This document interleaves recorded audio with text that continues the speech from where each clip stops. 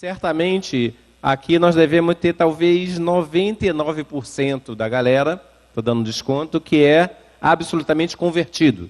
Está convencido de tudo que se falou aqui, que é um equívoco a maioridade penal.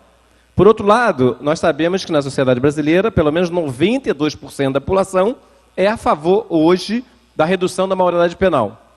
E nesse processo, eu quero dialogar muito, como está passando na Rede Vida, com duas pessoas específicas. Primeiro, minha mãe. Minha mãe acabou de me ligar há pouco tempo e falou: eu soube que você vai falar ao lado de Dom Urania, porque ela é Rede Vida, ela está lá vendo a Rede Vida, e eu não sei a posição da minha mãe sobre a redução da maioridade penal. Mas a minha mãe está num campo provavelmente mais neutro aí, menos preocupada, tem muito neto, ela foi muito pobre na vida, então me imagino que ela possa estar meio neutra, mas muito preocupada com a violência. E também tem Ronaldo Goulart, um querido amigo meu, professor da UERJ, ele evangélico, muito bem formado e principalmente um ser humano maravilhoso, fantástico, muito generoso. E ele estava falando para mim que defendia a redução da maioridade penal.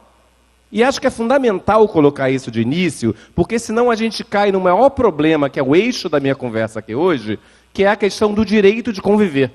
Aí a gente começa a entrar num processo que cai num discurso centrado na intolerância. E aí fica uma posição, como eu vi hoje, a viúva do ciclista assassinado na Lagoa, fato lamentável, e ela saindo no jornal que ela não estava acompanhando esse processo, se os meninos foram condenados à internação ou não, porque ela efetivamente agora não teve ninguém dos direitos humanos ligando para ela para saber se conseguiu pagar a mensalidade do filho na universidade.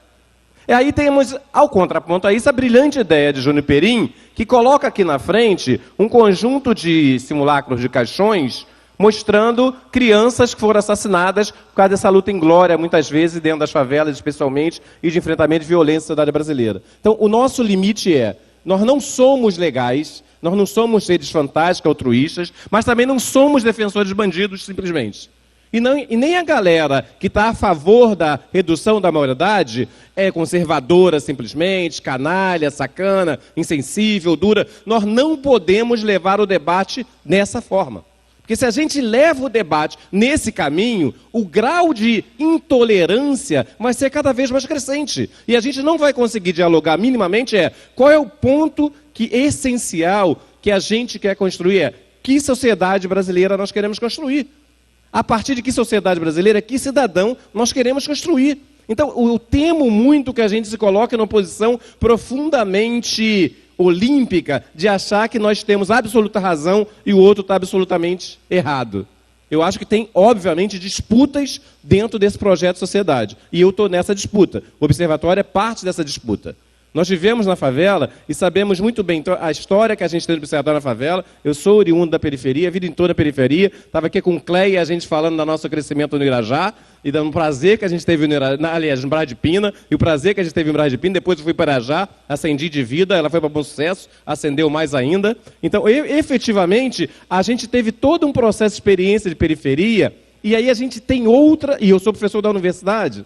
Então, eu construo um olhar intelectual para a cidade, eu construo um projeto de cidade a partir dessas referências, sem esquecer minhas origens. Isso me dá um jeito de olhar a favela, por exemplo, que não é a partir da lógica da precariedade. A favela, tradicionalmente, a gente fala isso há anos, é sempre explicada pela carência, pela precariedade, pela violência, pela negação. Todas as definições de favelas são explicadas pela carência, precariedade e negação. Mas não só a favela. A escola pública também, da mesma forma, é sempre explicada pela carência, pela precariedade, violência e impotência. Ela não funciona. Eu sou oriundo da escola pública, estudei a vida inteira na escola pública. Eu sou o que sou por causa da escola pública.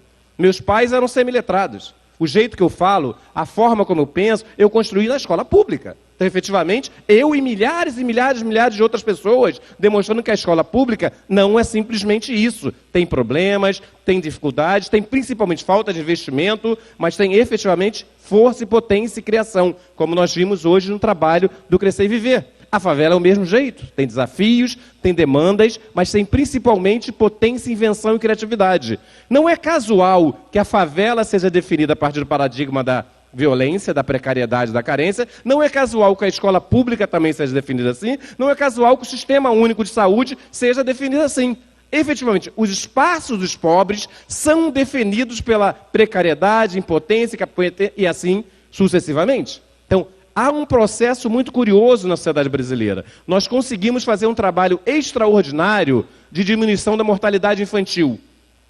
Isso é extraordinário porque ela foi construído pelo conjunto da sociedade brasileira. Não foi só o Estado quem fez isso. O Estado, preocupado com o IDH, investiu nisso, mas a Pastoral da Criança teve um trabalho extraordinário nesse processo. Outras forças da sociedade civil, principalmente corporações médicas, tiveram um papel fundamental nesse processo.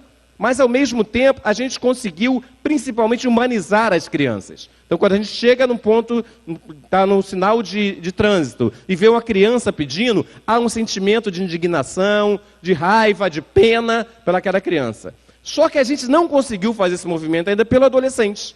O que acontece é um processo que eu chamo de monstrualização da existência. Nós precisamos criar monstros. E certamente a mídia, é importante frisar isso, ela não é a única responsável por esse processo. Na verdade, a mídia responde às características da sociedade. Os jornalistas e os editores são seres da sociedade. Então estão dando muitas vezes uma compreensão de mundo, que é a compreensão que a sociedade tem conservadora, e nós monstrualizamos nossos adolescentes. Então é muito comum, principalmente, a partir de uma coisa absurda, que é a demonização, por exemplo, do tráfico de drogas. Então, a gente entende que é muito natural. Eu me lembro das coisas mais chocantes que eu já vi na vida, foi um menino de Costa Barros que foi morto na escola, e os jornais cobriram e mostraram os desenhos que eles tinham feito sobre o futuro. E como era triste uma criança ser morta na escola. Na mesma situação, foram mortos 6 jovens. Não saiu nem o nome deles. Não saiu nenhuma discussão sobre ele. Nem as mães deles não foram entrevistadas. Nem os pais, nem os irmãos, nem ninguém. Que eram simplesmente monstros, tinham que ser varridos.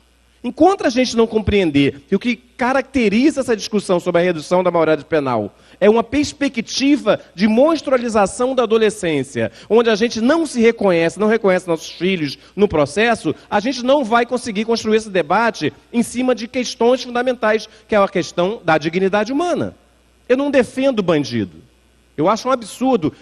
O trabalho efetivamente que a gente faz sobre questão de violação de direitos é a defesa do direito à vida, do direito à dignidade humana. Eu defendo a punição de criminosos, todos.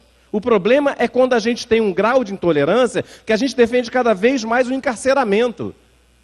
A Érica usou muito bem o exemplo, nós já temos mais de 700 mil encarcerados no Brasil. Eu estava num debate polêmico outro dia, que eu estava falando, eu sou contra o encarceramento, a criminalização da homofobia. Eu tenho horror à homofobia, tenho horror ao racismo, tenho horror ao sexismo, tenho horror ao machismo. Mas significa que nós temos que encarcerar os criminosos, os homofóbicos? Significa que nós temos que simplesmente encarcerar os racistas?